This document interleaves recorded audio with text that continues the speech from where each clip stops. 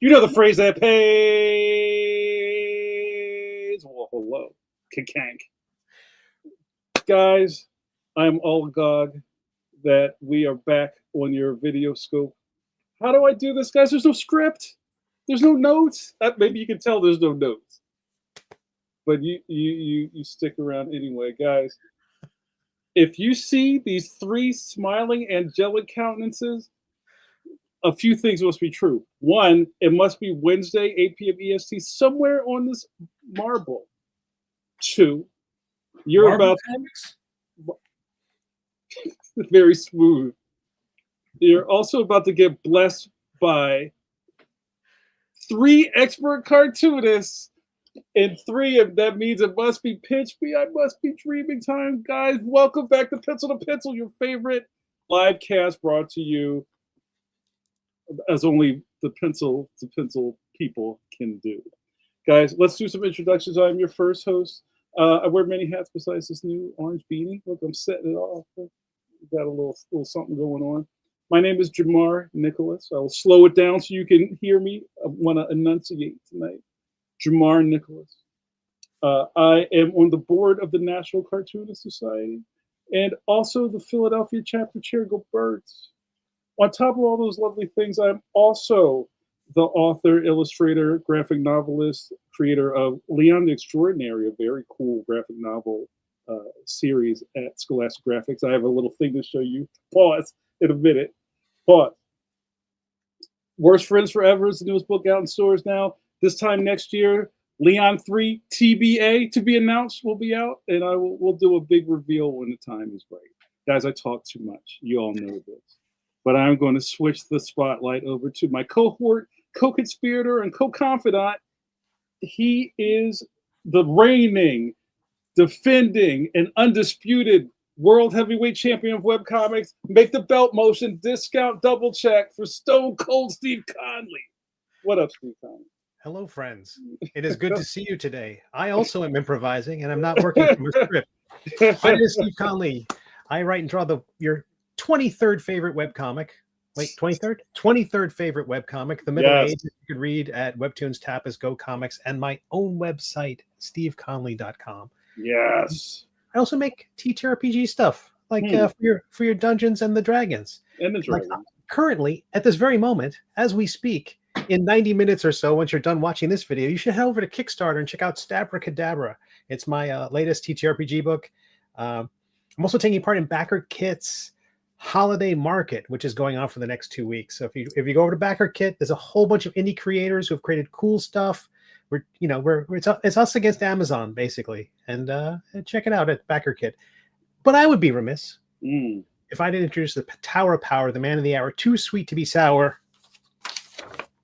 the maestro of mark making, your friend and mine, Mr. Mike Manley. Hello, I'm making the marks, all the marks. I'm making the marks. I'm making all the marks. Hello, everyone. My name is Mike Manley. I probably drew your childhood. Probably. Yeah.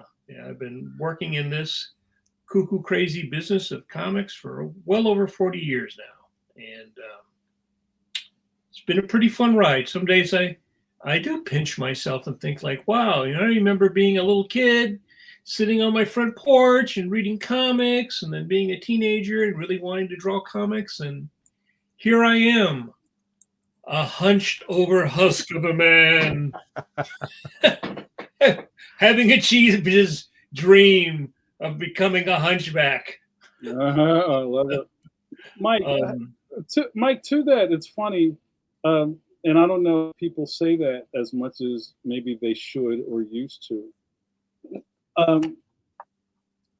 How often does somebody come up to you and go, wow, Mike Manley, you're living the dream? Do people say things like that to you at this point in your life? No. Nobody comes up and says you're living the dream. No. No. Because I don't think, comics are cool, obviously. Now they're cool. I think as cool as comics are, and we talked about this before, as much as they are part of everyday life now and very accepted, nobody really knows cartoonists outside of, Stan Lee, Paul Schultz, and then that's about it. The average person cannot name a cartoonist. They don't really know what it is. They have a vague idea of us drawing, some kind of kooky, because it's never really been shown, right? It's not something that the average person has an idea. They think of a painter, they think of all these very sort, Bob Ross, or this very sort of Hollywood idea of what being an artist is, right? Which is all kind of hammy, but no. An aspiring artist will be like, boy, I wish I could, have the kind of career or whatever. But no, it's funny. If I'm out painting, if I'm out plein air painting outside, people are sort of fascinated, and they'll come up and they'll want to ask you a bunch of questions, because the average person doesn't really know an artist. An average person doesn't see an artist. They see musicians, they see people playing, they go to concerts. But even when you go to a show for an artist, you don't see the artist, painting. And if you do see things like that, it's kind of a spectacle, right? Like maybe there's a live band playing, and there's that dude on the edge of this stage, like speed painting or something like that. Painting with his penis, yeah. Exactly. Yeah, it's there's kind of like, it's like a little bit of a circus act. Right, because they assume that the average person's attention span is such that they're not going to want to watch someone, because art is like baking, right? So what do? On the baking show, they have all this stuff and it's all edited, and then ta-da! They bring out the finished piece, So yeah, no, the average person doesn't know anything about cartooning. It's not, again, because it's not shown, you know. The average person thinks comic. If you say Marvel Comics, They think Stan Lee. right? They don't think John Romita, Steve Ditko, John Buscema. They don't think any of the other people that built Marvel. They think of Stan, right? Mm-hmm. Mm-hmm. You know, so no, I don't. You know, it's when you're that 1% of people that, you know, the 1% of 1% of 1% of people that wants to be an animator or a cartoonist or whatever. It's a very small. Way more people want to be in Led Zeppelin. Hey, way more people want to be a musician or, you know, play sports or something like that. You know, it's very immediate. You know, you have to really enjoy this process. You know, and that is a very small percentage. Even though people may enjoy art, you really have to have. Talked about before, you really have to have that kind of personality that like allows you to sort of like lock in. You know, you'll know it when you meet, as an artist, you know it when you meet another real artist. You know, someone who's like a kind of like a real zealot for it. I could always tell when I had students, the serious one is not the one who talks his big game in the beginning of class. It's the person that's quiet, sitting in the back, drawing in their sketchbook, and has a sketchbook full of stuff. Mm-hmm. That's the real deal. Steve, how about you? When you're in your secret identity as a mild-mannered Steve Conley, walking down the streets, or you know, I'm sure you're in the coffee shop drawing, like right. Yeah, it's but it depends. Like certain areas in the country, like you'll see more people working on iPads and work on computers and things like that. And there can be a creative environment. I'm in an area that does not. This is not where I am in Florida is not a creative hotspot. Florida man doesn't come over to see what you're doing. Well, alligator draped around his neck and his boa constrictor. There are some creators down here. I think Alex Savic's not too far away, but a lot of people come down here to get away from people, and so it's not that social.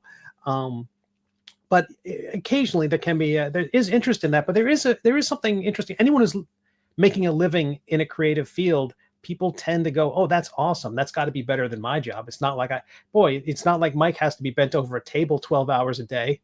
No, right? Never. No. They don't imagine that they don't connect it. They can see the product that's fun, and they don't see the work necessarily. If we do it right, they don't see the work that goes into it. So yeah, there's a bit of that disconnect benefits us in some way in terms of maybe prestige, because then it looks easy. Well, why can't then anybody should be able to do it, and anybody can do it. Just it takes I think Mike has a different opinion there, but it just takes a ton of work and a ton of continuous work.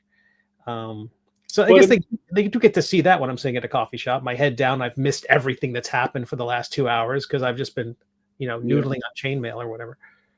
But most people think it's so cool. Like, it's so cool. Well, yeah, because it's not a typical job. Like, how many people have ever met a painter? Right. How many, more people have met doctors, lawyers, car mechanics, nurses, pharmacists. You've met all kinds of people all the time, but an artist it's still a very rare thing. And then they're sleeping on your back porch. Yeah. So, it's like now because, you can see an artist on YouTube. Everything is always sped up again, so it doesn't give you the real idea of what the process. How about you, Jamar? Well, it's interesting, kind of bouncing off of doing school visits. I just had a little run of school visits last week, and was it yesterday? Yeah, yesterday I just did school visits, and I think even with kids that young, it's kind of hard to fathom that you did something that you just didn't sit down and just dream up at that moment. Like I think at that stage of development, there's really no planning. You just do something until you're tired of doing it. Or they tell you to put your pencil down, we're doing this now. You know what I'm saying? So like a lot of times when I'm kind of doing workshops or talking to families about doing this stuff for real, FR, as the kids say, is that, a big part of this, especially when you're young, is getting past the fun part. Because like, right now it's fun. And then when you're bored or it's not fun, you stop. And that's not, on the other side of that is where the profession comes from. Mhm. You know what I mean? And that's kind of like, that's a lot. And there's that moment at which drawing also becomes frustrating because you want to draw something and you can't. When you're real little, you're just expressing yourself. Right. And you get a lot of praise for that. And you're just expressing yourself. And there's no like outside or even personal critique of the work. But I remember my friend's daughter, Selena, used to love to draw. And then there was about a point at which it was frustrating. Right. Because then Uncle Mike has to draw the horse, right? And then I can't draw the horse like Uncle Mike. So that's even more frustrating, right? So you either go over that hump and you continue to go because you enjoy it, right. Or I'm kind of done with this now, Right. That's why everybody used to get art classes. And then there was like I said, in high school, I had the general art class, which was the bullshit class everybody could take. Making art. And then I'm making a clay snake. Right. Yeah. Right. And then there was the vocational art, which was like learning a trade, right? Which is different from saying, we're going to make something out of paper mache. Right. Right. Yeah, I just, while you're talking, Mike, I was just thinking about in clay, when you're making cigarette, what are the ashtrays, or making clay snakes or cigarettes in your class, right? It's just nobody really takes it seriously and just waiting. Or especially when I was in grade school, art class was people stealing paper or cutting from another class because that's where you hide in the art room. Yeah, I mean, I always think that visual arts get short shrift compared to music. Music is always thought of as being more serious, right. And art is always seems to be like thought of as being more bullshit, And I think people look at the fact that even though not everybody who plays an instrument becomes a musician, it seems like it's a more logical path. Like if you got really good at playing a horn, you could get a gig. And if you got a gig, those gigs could continue and, then you're Led Zeppelin, or you're Chuck Mangione or something, right? I think with art, most people don't know someone who was an artist, don't know somebody who was a successful artist.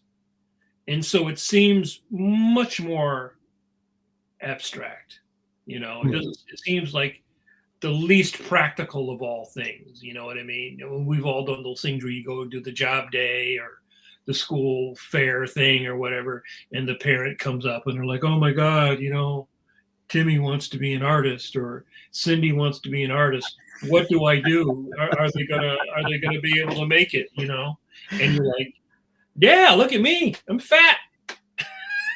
Can I break steaks? Can I break her wrist so she won't want to draw anymore? Yeah. And I don't know. And occasionally you have the parent who understands it, even though they don't understand how to do it or they don't understand the path. Because again, we sort of have an idea of how to be a musician. You play good enough and somebody goes, hey, you're good, right? But if you're in art, artist and you're good, it's not so. I guess you go to a gallery, or it's not. It's still not something I think that is very well, at least in America. Maybe it's different in Europe. Maybe it's different in Japan. But that's been my experience as a teacher. Is you most of the students who want to do this don't, even if they have a supportive parent, they don't really understand any of the paths to get to where you might want to be. Right. Right. Well, none of it makes sense if you really think about it. And even George Gant in the chat was kind of like,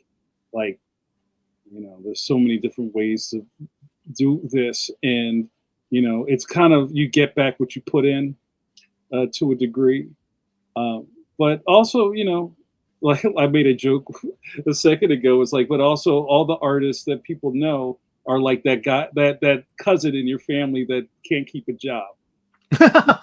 Right. You know what I mean? Or it's like, oh, Francis was on the back step again asking for money. You know what I mean? So you say that, but I suppose I don't know. I mean, you don't believe that. I thought of it as being a job, because when I would watch things like The Wonderful World of Disney and they had people who did this, I knew that there were cartoonists and that this was a job. Right. And if you were good enough, the thing is, like, where do you go to get the job? So, you knew in animation, you've got to go to a studio, right? And you knew in the case of comics, well, I guess I got to show my work to somebody who works at Marvel Comics, right?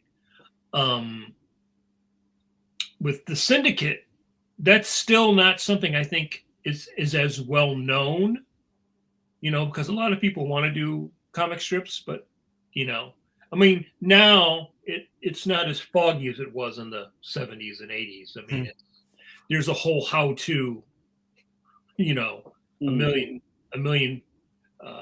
videos and books and everything. But I still think in the end, you have to have that personality that goes beyond you enjoy the frustration. You don't like drawing bad, and you're frustrated, but you really still enjoy drawing.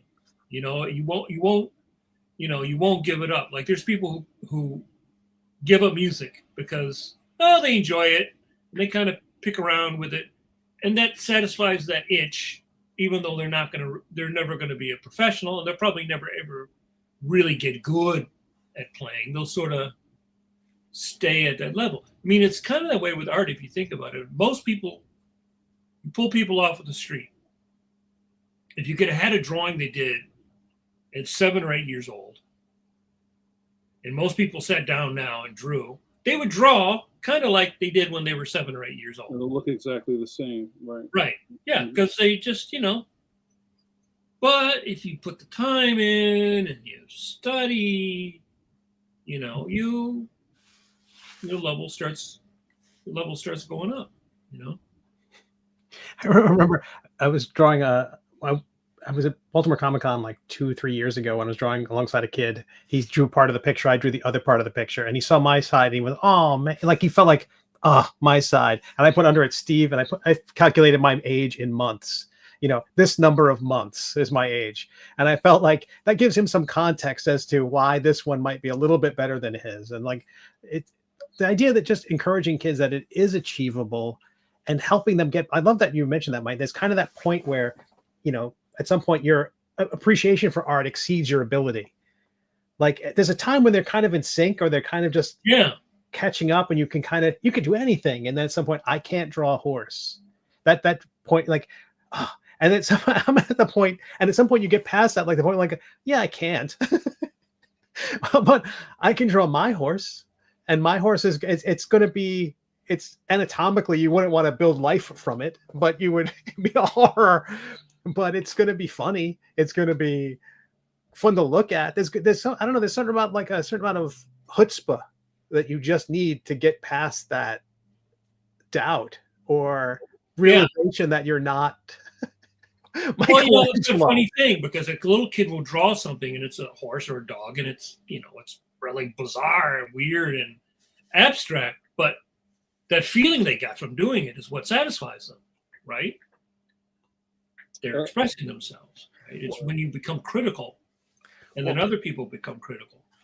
Well, speaking of work that was done by kids, Donato, who was on the channel a while ago, a little bit of inspiration. If you check out this episode with Donato, he's fantastic. There's a book that came out, Dungeons & Dragons Tied to the Stranger Things. It's Dungeons & Dragons Tales from the Table, a campaign archive. And it includes artwork that Donato did when he was a kid playing Dungeons & Dragons. So the fantasy art that he's done, which is so gorgeous. And this book is just the publishers reached out to him and they've included his artwork in here. And artwork from other, I think some associates of his as well. And all this stuff just, turned into the amazing artist we see now. I'm glad he kept it all. What a wonderful place to, I think he included a few pieces that he's done more recently. Show off. But it's so gorgeous and it's a pretty awesome book. Where'd you get that, Stone Cold? I think it's available at any bookstore. I think it's also available from all books are sold if they sell books. Yeah, it is. It's a Random House Worlds published, and it's tied to Stranger Things. Can I do some show and tell? Please, and we'll get started. So I just got a nice little box from Scholastic, and there's some Leon swag I'd like to share with you. Ooh. Oh, not you, Manly. Don't have any swag. So check that out. What is that? This is a tote bag. Oh, okay. Wow. With this, sorry, I'm doing a horrible job of this. Here you go. With the Scholastic Graphics 20 years logo on it, and look, your boy's right in the middle, next to Dog Man, and and Babysitter's Club and Bone. How cool is that? So yeah, that's talk about living dreams, you guys. How cool is that? And Mimi's in the chat going, Unico. Unico. Thanks, Mimi. Nobody says Leon. Thanks, Mimi. That's amazing. But, yeah, and I got some other stuff, but yeah, speaking about getting from one place to the next, how cool is that, huh? Fantastic. Too late. You tried, Mimi. I'll give you that. Appreciate that. So, all right, guys, let's get this started. Thanks for hanging out with us, and I'm glad that we can come together and talk about the love of the craft, the love of cartoon, the love of doing this as your full-time hustle. Like, that's real. And we have dedicated November to this really cool series, Drawing Better Backgrounds with Professor Mike Manley. Last week we talked about, spatial awareness and shot selection and things of that nature. Mike, what are we doing tonight? Oh, I'm sorry, I'm ADHD. I'm sorry. Before we get started, some of you guys are having problems with with your orientation, and I'll try to keep it even right there. StreamYard has now created 2 streams that are happening at the same time.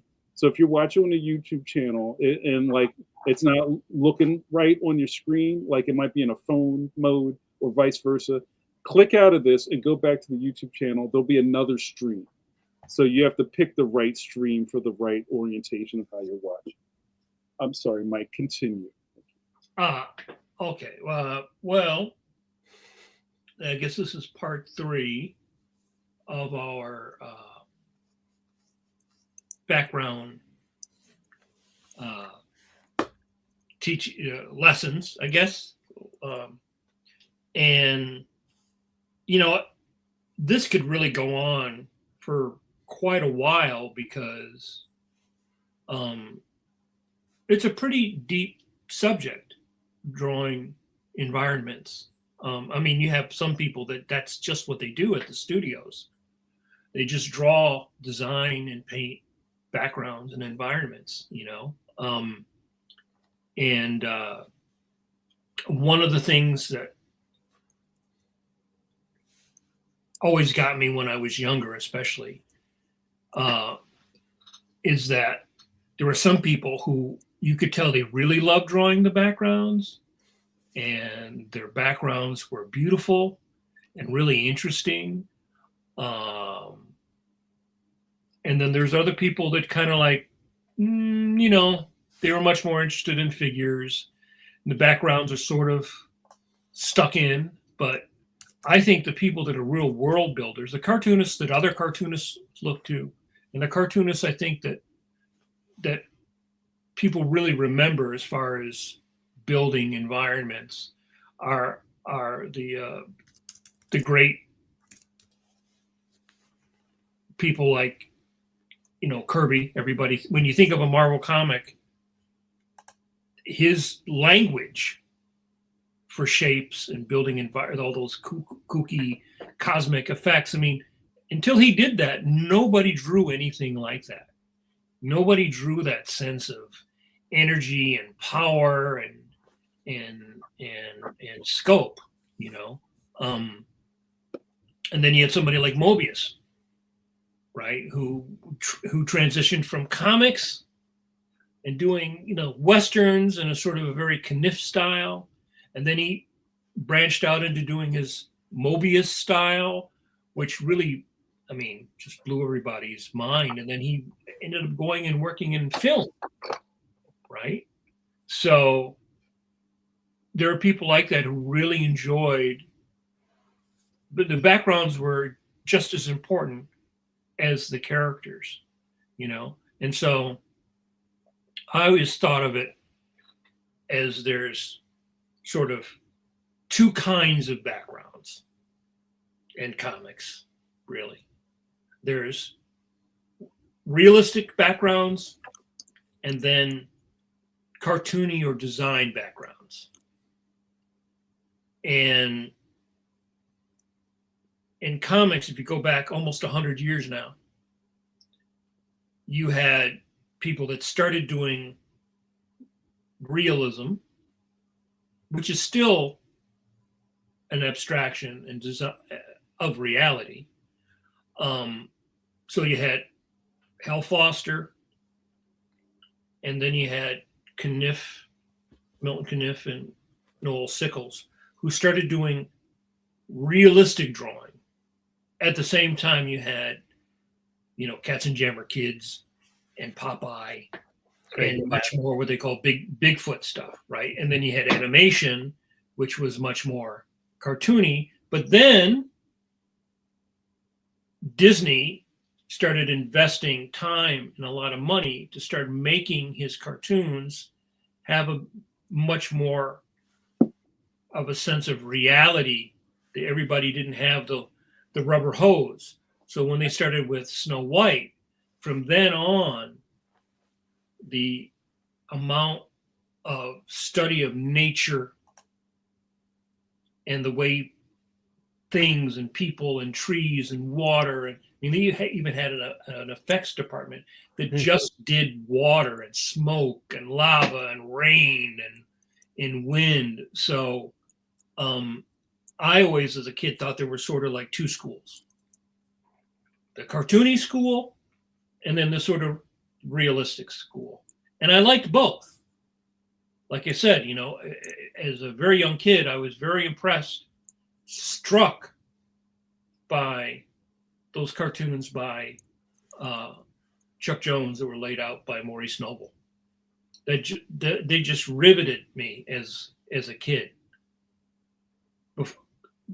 And I wasn't even really conscious of the fact, like, oh, this is who this person was, but I knew that those cartoons were better than the other cartoons, and those cartoons, the backgrounds, everything looked way cooler. So,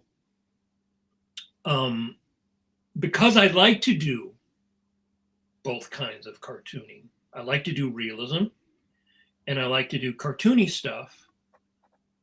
I sort of had to try to hack the process of how you design, because it's all design. right? If you look at a real tree, how do you take that real tree and boil it down into a interesting cartoon tree?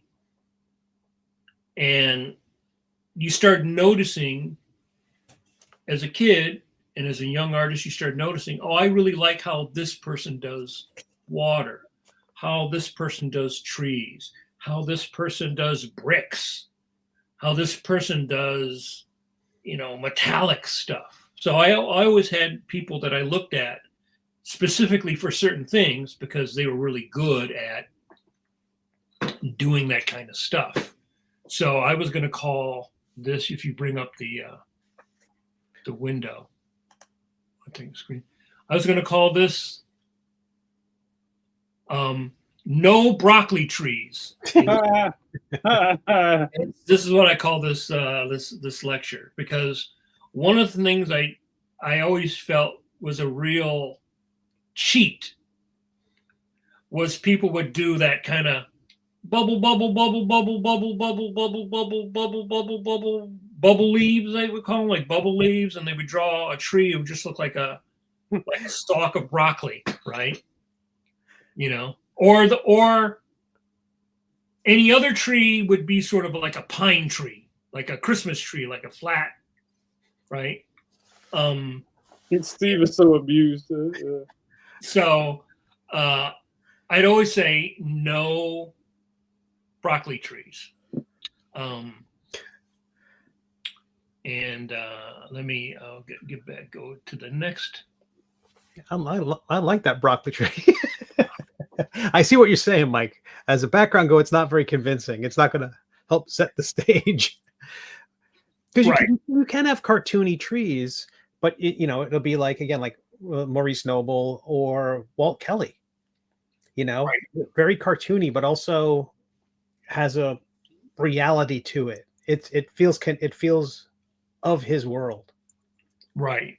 Let's see here. I'm trying to get all my ducks in a row here. No broccoli ducks. Let's see here. So okay, okay, you can share the screen now. So a couple of years ago, when I was working with Liang and Mimi, they were both working on animation portfolios to do try to get work in the animation business doing backgrounds. And one of the things that I ended up doing was, in between seasons, when I started storyboarding, when they didn't have any storyboards, I switched over to doing background designs on Superman and Batman and Batman Beyond, because coming from comics where you really have to draw everything, you got to draw all the rooms and the buildings and the environments, that was a skill set that I had. So it allowed me to stay employed, because usually what would happen on a show is the first people that are finished are the storyboard artists. And then usually there are people, you get some designs when you start boarding. But then after the board is done, there are backgrounds done based upon the storyboard panels. So one of the things you have to do is you have to be good at drawing all kinds of different environments, because you never know what's going to, it might be Mars, or it might be a scientific laboratory, or it might be a rocky landscape or whatever. So one of the things about doing backgrounds is that it's really based upon nature. It's based upon real trees, real rocks, real rivers.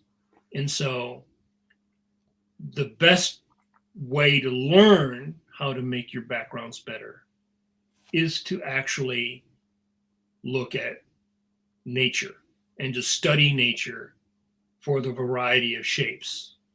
And there's a great guy you can learn a lot from with this, JAMAR Nicholas. named Will Weston.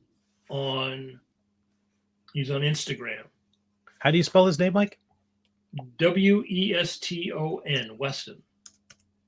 And he used to teach at Art Center. Mm-hmm. And he has a great Instagram with all this kind of stuff I'm talking about. And he would have a landscape class where he would take people out. He would draw the landscape. They would study different things. They would study trees. And, you know, when you draw a palm tree, there are different kind of palm trees. When you're drawing, you know, rocks or cactuses or things like that, an infinite variety of shapes and how you play with those shapes and make those shapes interesting.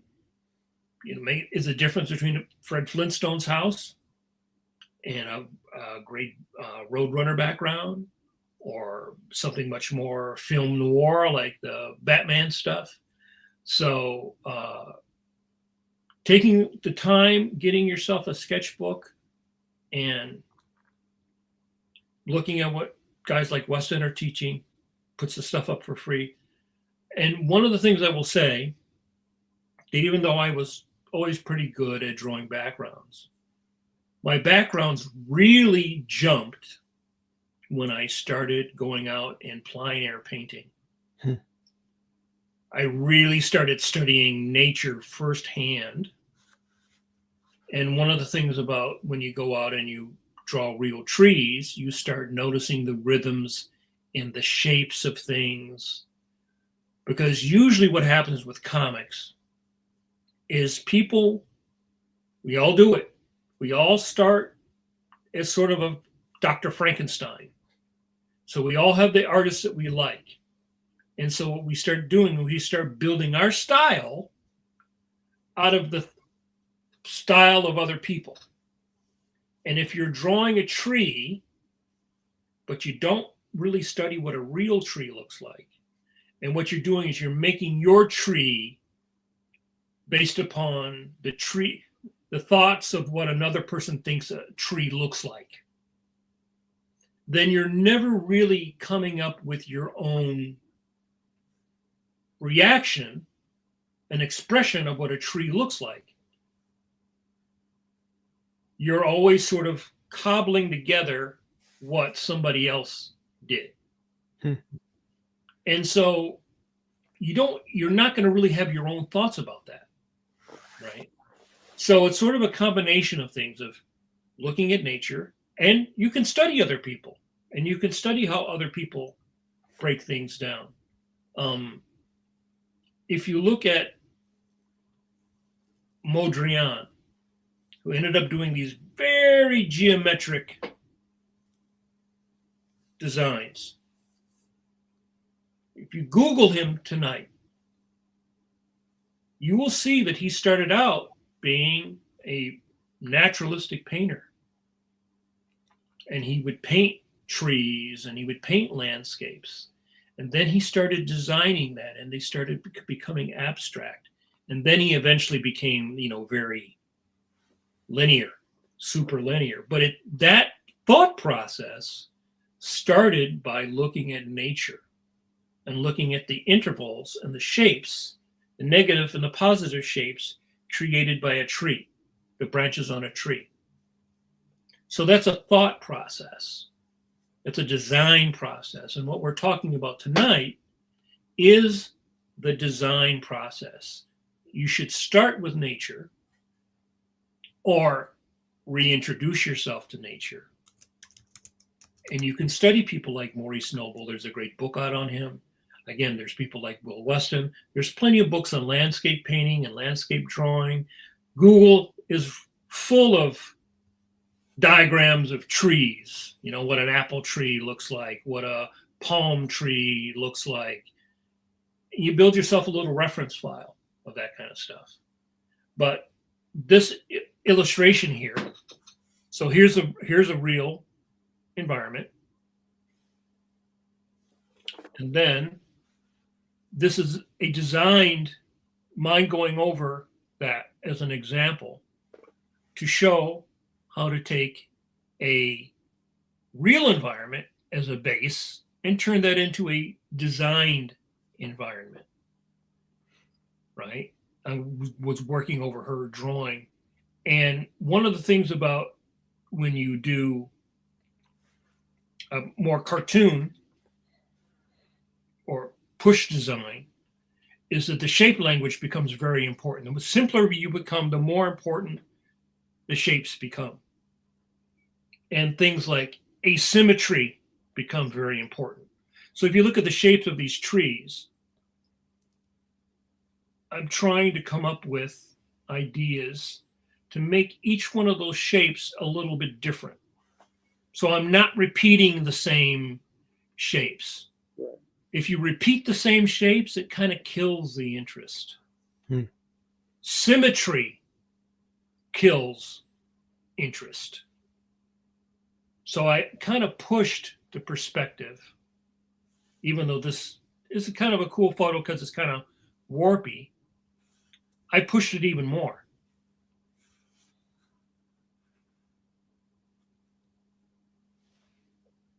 I took that roof and I made it more interesting. And so one of the things you do when you're drawing is you try to find interesting shapes. Interesting shapes. And you don't want to repeat the shapes. So this tree is a different shape than this tree. This tree is a different shape than this. These little shapes all become extremely important. These shapes, the intervals, the negative space on the branches of a tree become very important. You can make something really cool by playing around with those shapes. So those are what I call informed shapes and not lazy shapes. What we don't want ever are lazy shapes. Every shape is important. Just like these mountains, right? These mountains all have interesting shapes. This shape is different than that shape. This shape is different than that shape. This shape is different than that shape. These intervals all become very interesting, and it keeps it from being boring. This rock is very asymmetrical, very uneven. So something like that is sort of like even these clouds, right? Different shapes. And then because this is a linear drawing and there is no perspective, there's only designed or implied perspective. By making this cloud bigger than this cloud, we indicate depth. We indicate perspective because there's actually no real perspective. It's designed perspective. So you have real perspective, which we'll see later here. And then you have what this is design perspective. So I know a lot of people like to do cartoony stuff, and maybe they're not really into, let's say, realism. But the same basic rules will apply, as you'll see later as we go on, when you're drawing something more realistic. Because again, you're always boiling everything down. No matter how realistic you draw something, it's not real. It's still an abstraction.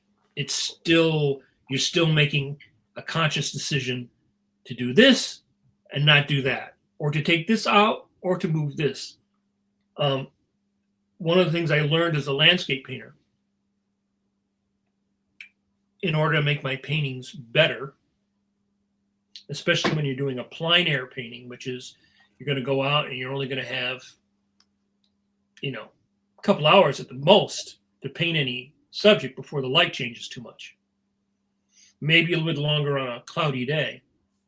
You have to start making choices right away. You have to start deciding like, oh, what am I going to paint? How much of that going to paint? How am I going to interpret that? You're also aware of things like where's the sun? So if you go out and you start painting it noon or solar noon, when the sun is the highest point in the sky. And then 40 minutes later, the shadows are going to start to shift. 2 hours later, the shadows will really shift. So you have to sort of plan. That's one of the things I learned by doing that, is I had to plan. When I first went out, you're rushing, just trying to get everything down. But so you have to sort of plan. It's the same thing when you're doing a background. You have to plan this out. What are you trying to say? What's the purpose of this? What's the story purpose? To me, if this is realism, okay, we accept it because it's real. If it's a cartoon, it's not real.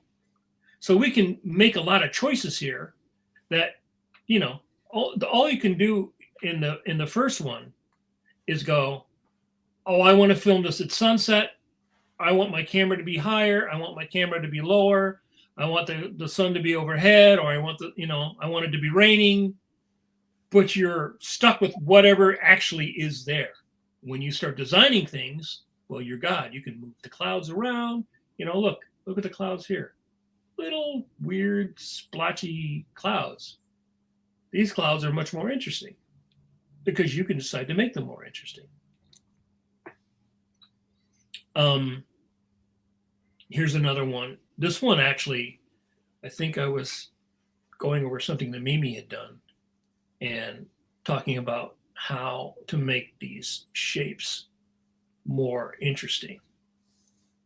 And trees are great because there's an endless variety of old trees, right?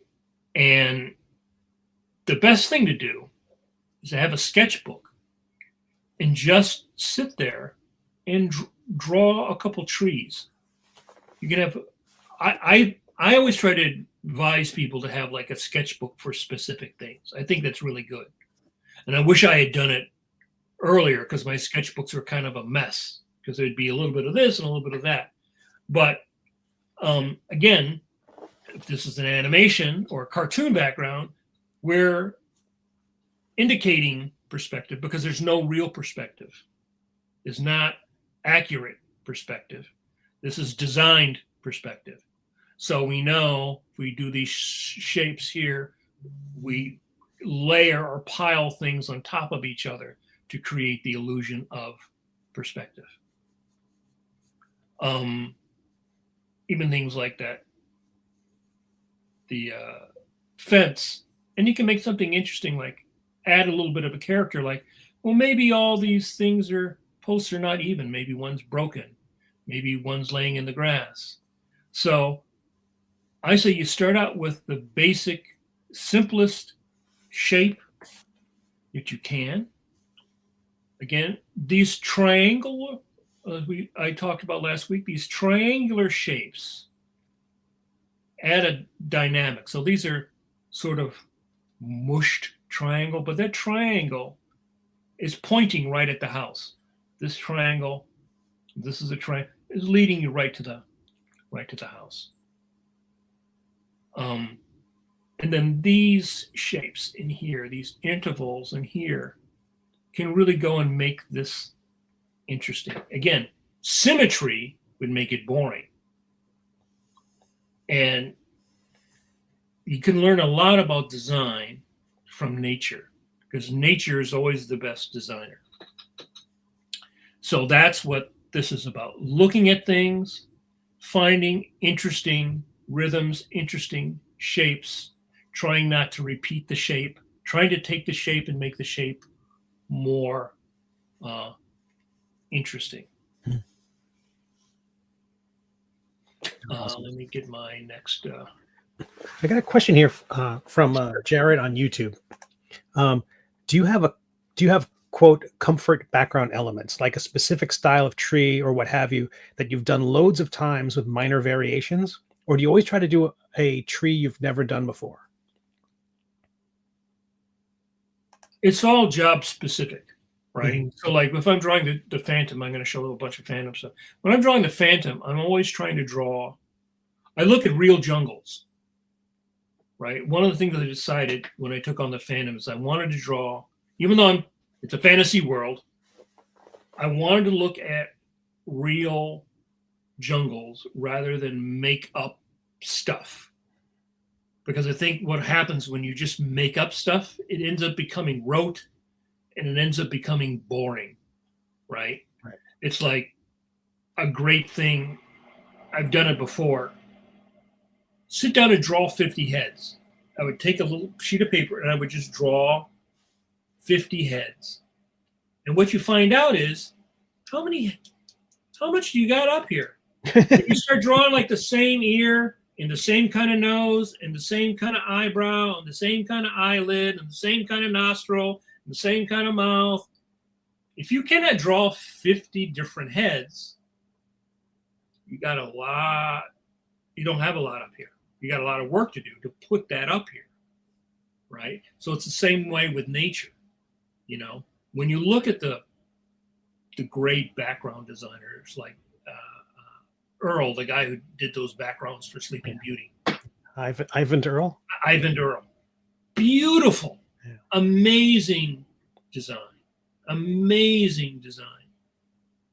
But that was all based upon him understanding nature and then boiling it down.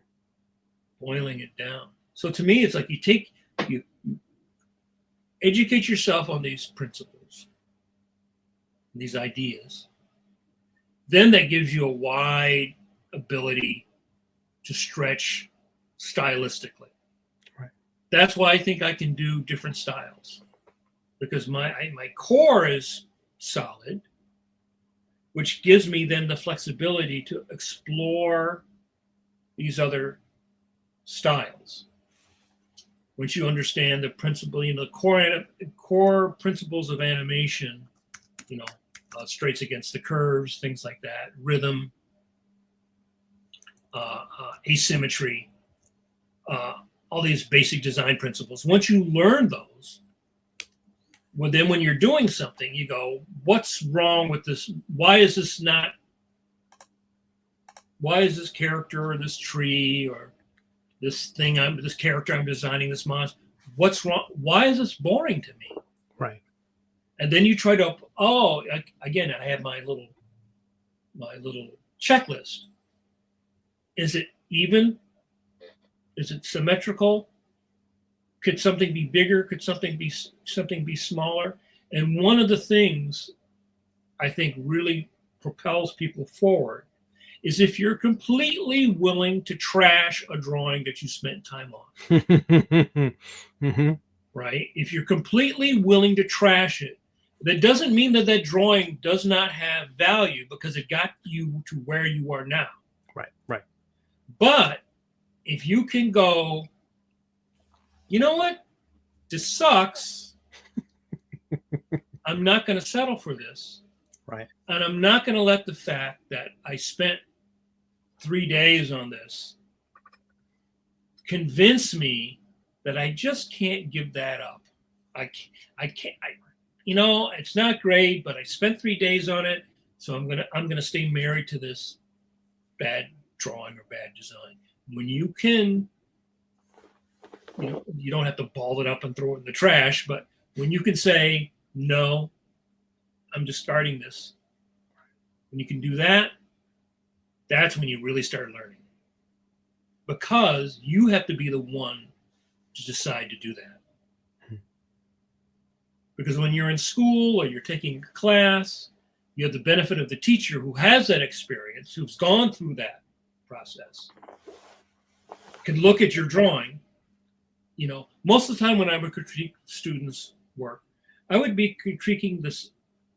The critique usually would consist of the same handful of things that we're talking about. Shape, drawing through something.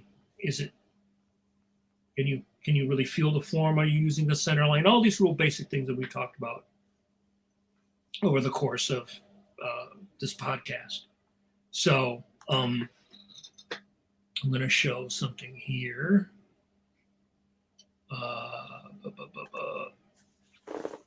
And drawing through an object is basically drawing all the objects in the scene as if they were transparent. It's like you could see things through it, so you don't cheat. Basically, like if someone's drawing something behind a tree, draw the thing behind the tree. So it Yes. makes sense. Yeah. So here's a Felix. So this is a very early style of cartooning. And everybody's very round, sort of very round and, very pleasing, and the backgrounds fit the design aesthetic of Felix. And, you always go right to Felix because he's black, right? But no, look at these palm trees, how interesting those shapes are. They're not all the same. They're not cookie cutter.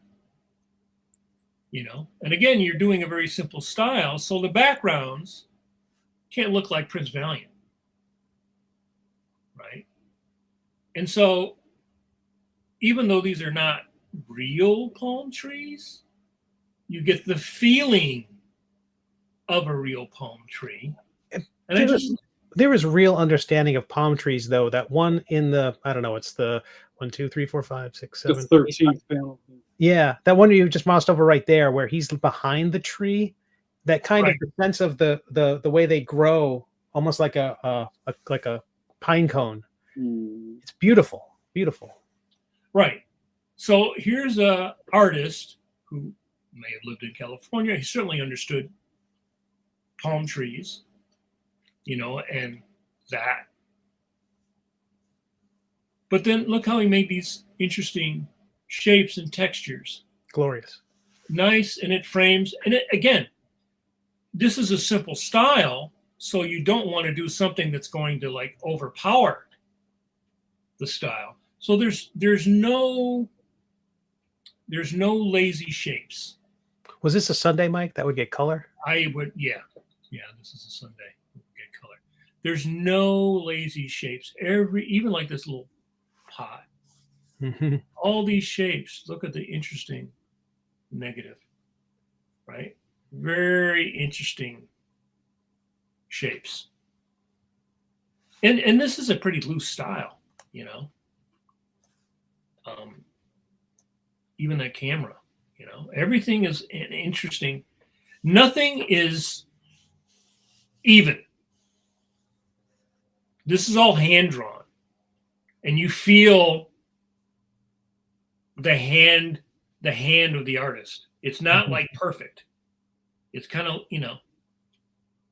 and that energy is carried through everything,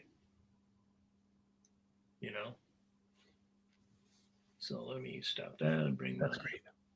I'll bring up my next question while you're loading that up.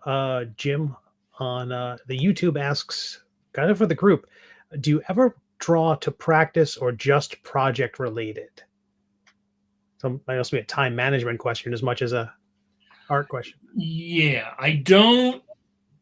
When I was teaching, I drew more instructive. Generally, what I do when I'm drawing is I would do my wind down or warm up or wind down at the end, and that's just for me, sort of like, I don't know, like loosening up. After, one thing about doing comic strips, it's a very focused, very specific kind of job. You've got to put the lettering in, you got to put this here, the person has to be doing this, you have to show this, you have to show, there's a lot, it's like making a movie, and I have to make everything. Mm-hmm. I have to be all the actors, and I have to be the director and the cameraman and the makeup artist and the scenic designer and the location person, the prop master. Exactly, right. So one of the things I like to do is just sort of like wind down or warm up and just try to let my imagination run without any restraint. But if I suppose if I had more time on a specific project, I might do a drawing to study something. Usually, and I think this happens with a lot of professionals, is the luxury of time you had when you were younger, where you could say, like, I'm just going to practice drawing hands today. Right. Or I just want to draw a guy in the suit with his arms raised. Or I want to draw a horse. Or I want to practice drawing cats or whatever. I don't really have the luxury that I had when I was younger to say, well, I'm just going to, like, I'm better at drawing horses. I'm not as good at drawing horses as I want to be. I would have to literally go, like, take a month or two and just draw horses. Has there been a project you've worked on, Mike, that you said, I really want to draw giant robots, and you talk to the writer and say, hey, can you work some giant robots into the next story? Or have you ever found that they're catering the story to your interests or skills? The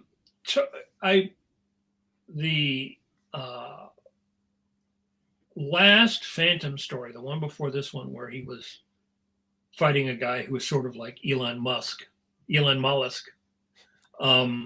I told Tony I wanted the Phantom to fight a robot.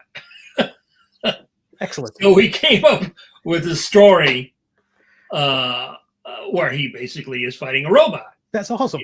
But no, I mean, the thing with, at least with me, and being a comic strip artist is very different than being a comic book artist, because there was always a break. With a comic strip, there's never a break. Never a break. It's a treadmill. You're always on the treadmill. And if you skip a day or two, it's always hell to pay.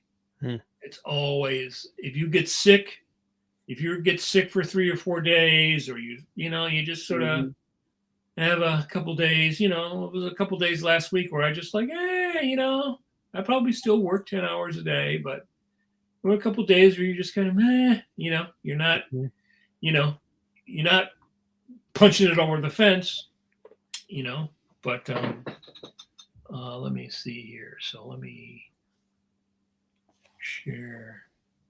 Where's the window now?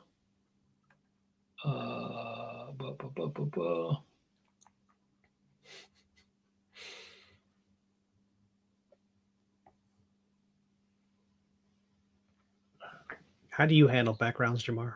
How does Leon handle the backgrounds? Ooh, Nelly.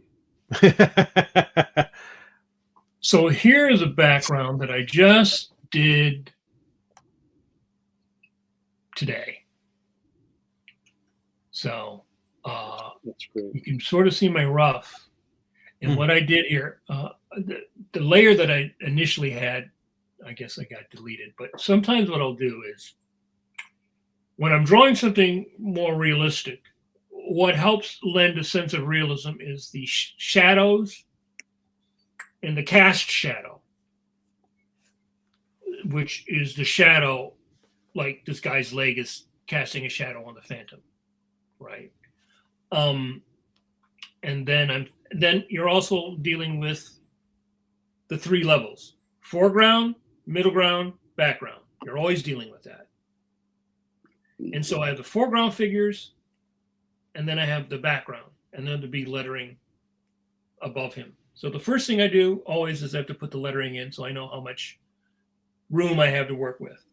And then, because I'm working in clip, but if I was working in traditional media, I would take a non-photo or a very hard lead, like a 3H, and I would kind of using the side of my pencil, or I use like a fuzzy pencil.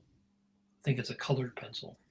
Line it up, and you can kind of see here a little bit. I would kind of roughly block this in with just these shapes, and I'm sort of thinking of the shadow, because what you see when you're looking at nature is you're seeing light and shadow, and you're really seeing, when you're drawing trees and nature is you're seeing the shadow cast by the sun.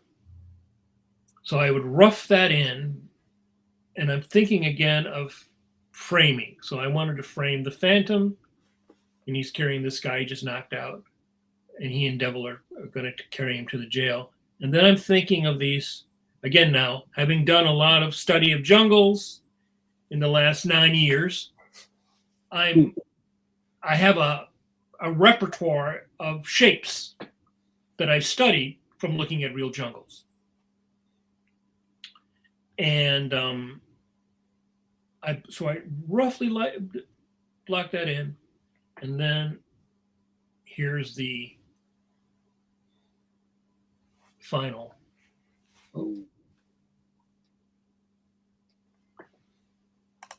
Now, I didn't even finish inking all that because I knew I was going to, the board balloon was going to be up there.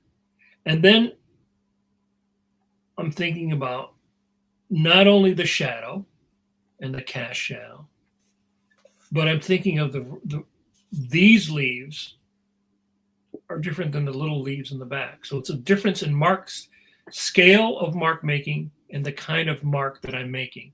And so I try to make these with a bigger pen, and then I make these sort of like little dots and dashes with a smaller pen, just to give me a variety of shapes. And one of the people I really learned a lot from, if you can find a copy of this story by Frazetta, Untamed Love, there is so much to learn. Everybody from Dave Stevens, all the modern guys, Wrightson,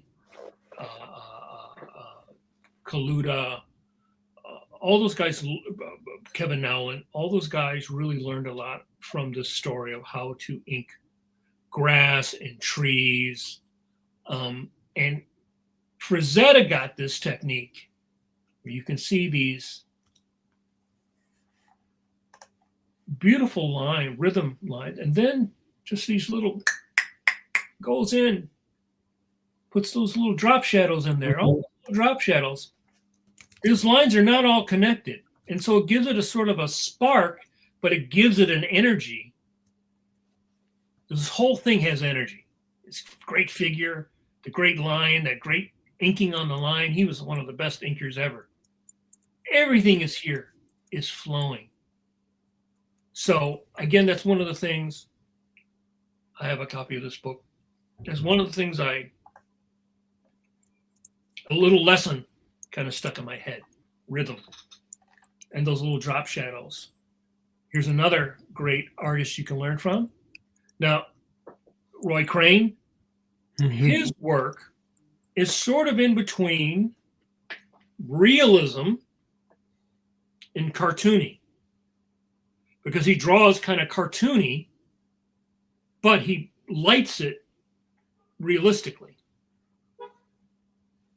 And he's one of the best guys. You know, Al Williamson said whenever he was stuck for an idea, he'd look at either Wally Wood, Roy Crane, or Frank Robbins. And he loved Roy Crane. He had a whole set of the entire run of Captain Easy and Buzz Sawyer, as he did of Foster and Raymond. And he really, but that, again, beautiful shape design. None of these little stalactites and stalagmites are the same shape. Beautiful variety. And then he worked on that old tone board, which we talked about before, which was a sheet of illustration board that had these lines, and they gave you usually, well, I think this is not the duotone. Well, maybe it is. Yeah, it is the duotone. It's like dual shade, yeah. And he was also a great guy. He was great at doing water, because that could be a whole other separate thing on just water. Please. Right. That'd be great. Great jungle. So Wow. I'm looking at this stuff and I'm stealing it. Love that third panel. Right. Then he painted that in with on the duotone. Which you can now basically do in Clip Studio because you have the duotone. Mm-hmm. Right? So you could actually, so I have done that because I'm working in Clip Studio. I've done that. But again, beautiful design, framing the character. You know, these leaves are different. You know, he makes interesting leaf texture and mark making. Cast shadow, which gives the character weight. It also gives the tree weight, which is different in a way than because he's trying to make like a real tree, even though it's slightly cartoony. There's a lot of comparison, I think, between him and Hergé and a lot of the Line Claire guys in France.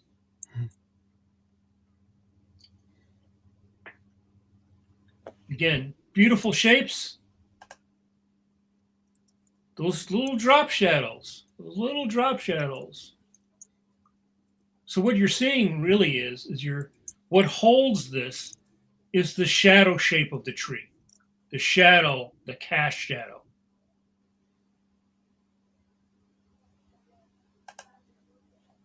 It gives it a weight. But what's also really good is studying how he uses white space. He doesn't overpower it. He lets it breathe. Which again is, I think, why he also did the stuff using the duotone. I mean, just look at that beautiful shapes there.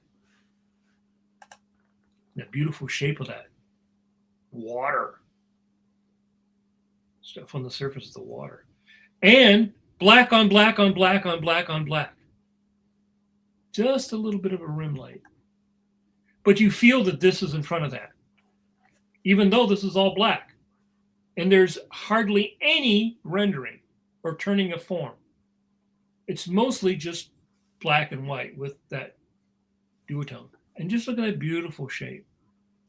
That's a designed shape. There are no lazy shapes on this entire thing. Nothing. No accidents. No accident. It's gorgeous. So once you start looking at, again, beautiful. Look how much black he puts on that. And just a little bit of nicks of the white to hold it. Mm-hmm. But all these little cracks of white are considered. That's what makes it feel correct. And then look at here, this all black. I think it's probably a little bit of there's probably a half tone in there. But, yeah, that's a great. And just the control of the tone there also kind of sets the time of day in the strip, which is so masterful. And the shadows and the figures, yeah. Yeah. You know, and again, there's a cartooniness to it, right? But look at there's just a beautiful shape of that smoke. Beautiful shape. Everything is considered. Nothing is awkward or weird. Even again, putting all that black on top of each other, you can't do that if your design is bad. It won't work. You know, doing that in there. That. All those shapes are beautiful. Yeah, Mike, we need to do a water episode. So here's another one of my Phantom. That's great. Right? And so I'm thinking of the shapes. I love drawing rocks because rocks are fun. You make all kinds of really cool textures and different shapes, but I don't want all these shapes to be the same, all these negative shapes. And the positive shapes have to be as interesting as the negative shapes. And those trees, the rhythm of the trees, those intervals. And I'm always conscious of the fact, too, that my strip is reduced. And I have no idea, but the overriding rule is that reproduction is not my friend. I have no control over anything once it leaves my studio. Whether the paper prints it big, paper prints it small, paper prints it upside down, I have no control over the coloring. The only strip that I have any control over the coloring is a Judge Parker Sunday. I have no control over the daily coloring.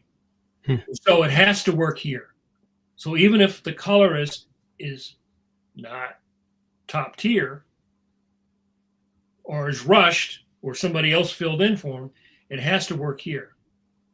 So again, one of the things I picked up from Frazetta, those little drop shadows and a little bit of texture.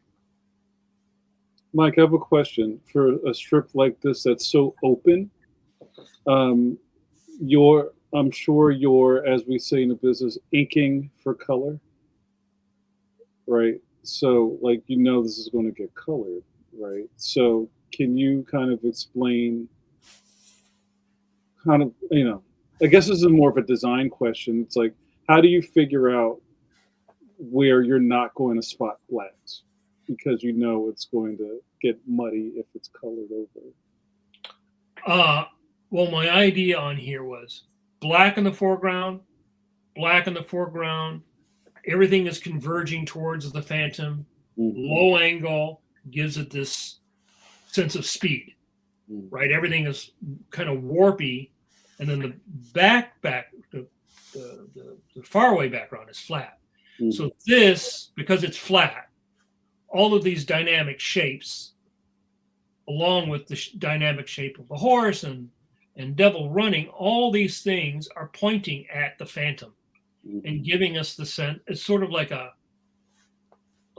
if I were to draw a diagram on top of this, everything is either an explosion coming from his hoof forward,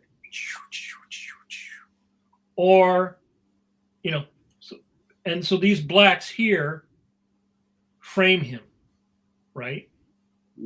That's my thinking. And a lot of times, when this happens, it's a feeling because it's very internal now. Sometimes it's conscious, but it's like you have this eternal, I have a feeling when I'm drawing, yes, this is looking good. This is looking cool.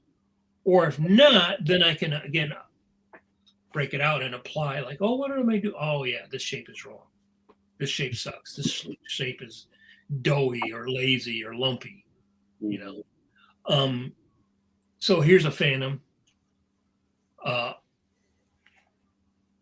pencils. And penciling in the drop shadows, and then see here I can find the inked version of that.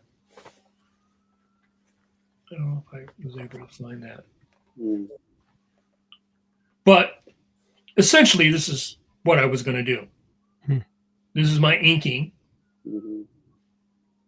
sort of breaking it up to add the texture, and then I put the zip on so it looks like there's a shadow falling over it. Yeah, that's dope. Right. And then what are these?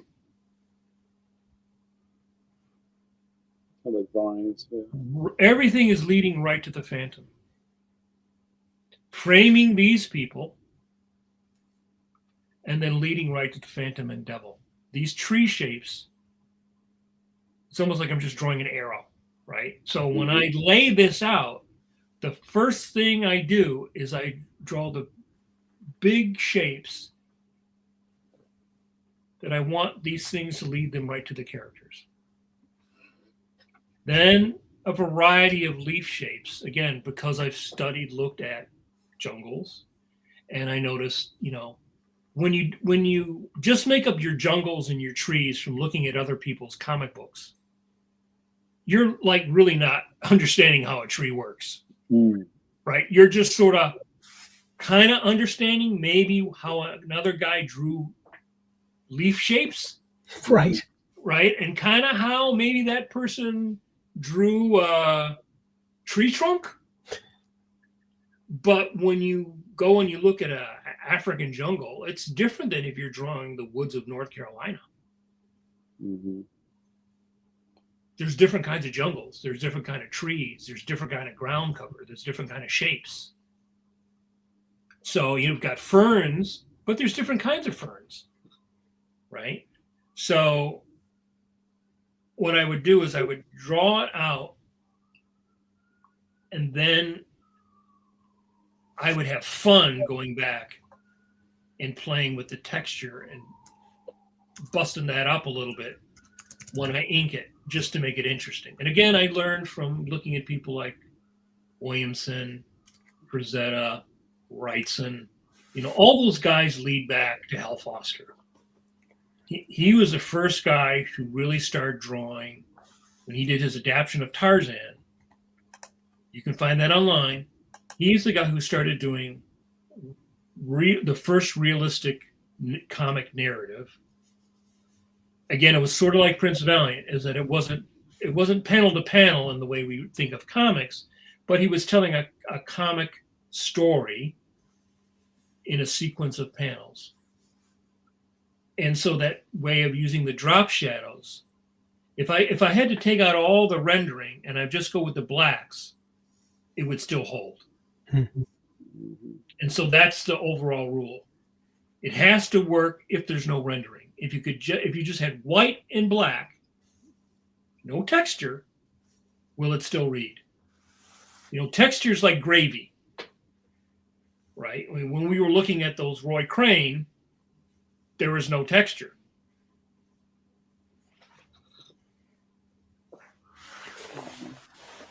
So again, I did the same thing, another shot of the Phantom and the Devil in the jungle. So I drew that out just like I drew that, like I did this one. I drew it out. And then I had fun painting the leaves, the cast shadow of the leaves over them. That's great. That's fantastic, man.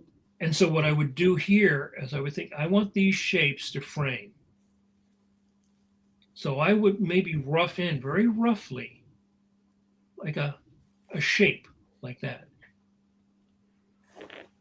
Oh, these all start with like very rough shapes. Like I want, Then the next thing is you take the big shapes and you start to design those shapes. Start to go and design. So again, it's like a separate stage, a design stage. And, I've got folders of jungle stuff and things like that. I'll look at jungle stuff. But anything like this little vine,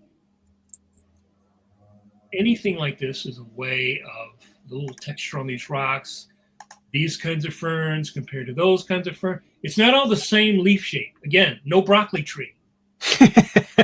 No broccoli trees are allowed. The broccoli trees were harmed. Mike, Right. That was fantastic. So here's one. Oh wait. What? Yeah, you got more, Mike? Yeah. You got a question? No, but we're coming up on the pencils down hour. Okay. Well, here I'll go through. So here's this one, and then I had fun on this one because then I could put the white zip on it to really add that Ben-Day feel.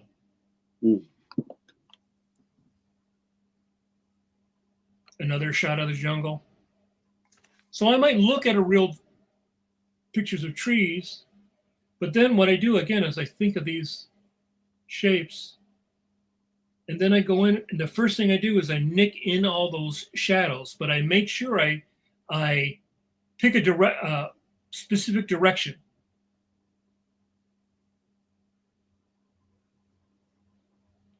So to me, jungles are great fun because basically no rule. You just try to make it look cool.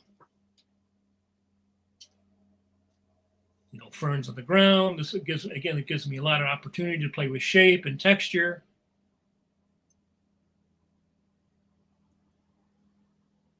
It's gorgeous.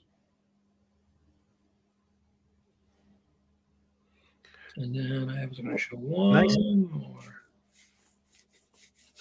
Nicely done.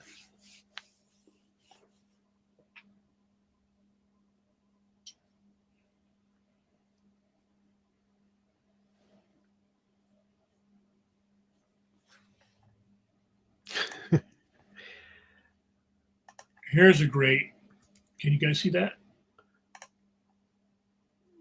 Yep. Can you see that? Okay. So this is Nestor Redondo, one of the great Filipino artists, who I really learned a lot about adding all these textures. And again, you see a lot of similarities between what he's doing. Come on.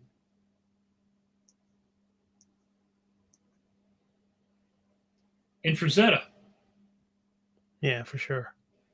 And I think what he does is he goes through and he does the outline, and then so all this is just beautiful. There's no ugly or lazy shape. Everything is beautifully designed. There's not a line going where a line shouldn't be. If you want to see some great comics,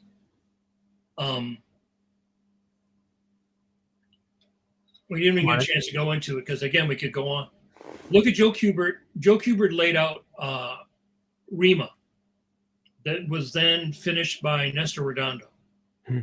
And that's a great example of what I'm talking about because Kubert is a great designer, one of the best designers. To me, it's like, actually, he's the best page layout designer in comics for me. And then you get a guy like Redondo, who's great at drawing and great at rendering, and then you marry the strength of these two artists. Those are beautiful comics to look at and learn. I love it. That's great. Michael Manley, I relieve you of your duties. Thank you so much. You know what I love, and this is we're gonna wrap. But I want to say I've enjoyed the last 3 weeks of what we've been doing. It started off knowing we couldn't fit all of this into one episode. Then it just kept going. We've barely scratched the surface. But the coolest part about what we've been doing and where we are right now is that you guys are receptive to it. When Mike and I did this stuff a couple of years ago, it was kind of like, it was really wavy back then. It was real wiggly. But I love that the people that are watching right now are loving this. Our numbers are up. The attention is hot. The chat is really into it. So I think we just got to keep doing more of these. My advice for people would be to two things. Collect stuff in a folder very specifically for backgrounds that you like. Study people like Frazetta and the more illustrative cartoonists from the 70s back. Go back and look at people like Hal Foster. Look at people like Roy Crane. Look at a lot of the Disney stuff because there's a lot of great books out on animation now. There's a great book out on Maurice Noble. And then get a sketchbook and go outside, especially now, and draw some trees. Just draw to study the shape. You know, you don't have to go out. But Andrew Wyeth said that he loved this time of year because you got to see the bones of the earth. You get to see the structure of a tree. So I think a good assignment is to go out and draw a couple trees, then come home and practice doing some designs, more push designs of those trees, of those bushes, as an exercise. And what you will find is you will start building your strength, and you will start building your knowledge and your observation and your storage so that you will be able to recall it. Because again, one of the things I have to always deal with when I'm drawing the phantom is I never have enough time. Never have enough time. I have to be very effective at what I do. So, and I don't want it to look boring, and I don't want it to look like broccoli trees, right? I hate broccoli trees. You know, if I did a broccoli tree, I want it to be a really great, cool broccoli tree, not a lame bubble leaf. No bubble leaves. You know. All right, Mike. That's it for tonight. Thank you so much. And speaking of never enough time. Yeah. And so I wanted to just kind of set this up on our way out the door because we've reached the end of November. I don't know how this happened. Again, thank you so much to Mike for lecturing for us. And I'm glad that so many people have taken things away from it.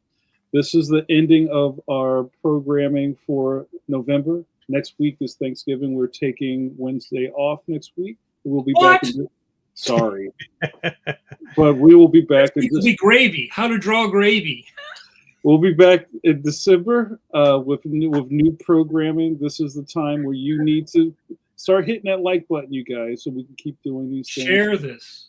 Yes, share this, share alike. And, you know, again, go back and watch the archives. We have hundreds of episodes, and there's lots of great art tutorials as well. So I'm going to say goodnight for us to Mike and Steve, my wonderful co-hosts. Thank you guys so much. Enjoy the beginning of your holiday season. And don't forget to wash those Kirby hands. Or your Yukon Cornelius hands. All right, guys. Thanks. See you on the other side.